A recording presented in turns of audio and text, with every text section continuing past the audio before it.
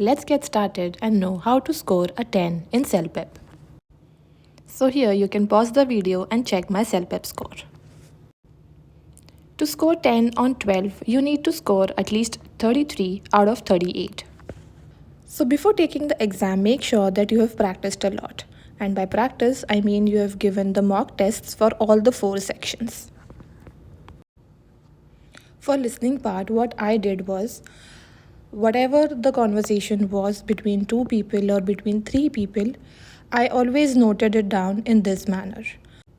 The first person to start the conversation will be on the left hand side and the other one on the right. I used a lot of short forms and I made sure that I noted down each and every detail. It is very much important to pay attention to all the small details, especially in part 5 of listening. The reading part can be easy and tricky at the same time. You have to make sure that you don't rush with things and take your time to read the paragraph and answer the questions. So I scored 11 on 12 in writing, and let me share the best tip you can ever find on YouTube. So apart from the tips given on the screen, what you need to do is you need to Google 5 to 6 high vocabulary words. So most of the times the task involves expressing some kind of discomfort or dissatisfaction about something.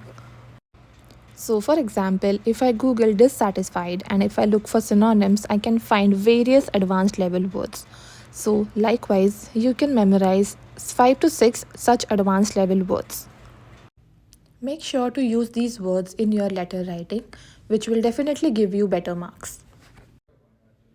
Now for speaking, I think this YouTube voiceover has helped me a lot.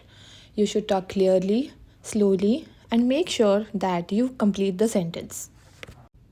I hope you found this video helpful. If you did, please like the video, share it with your friends, and do comment down below if you have any queries. See you next time. Bye.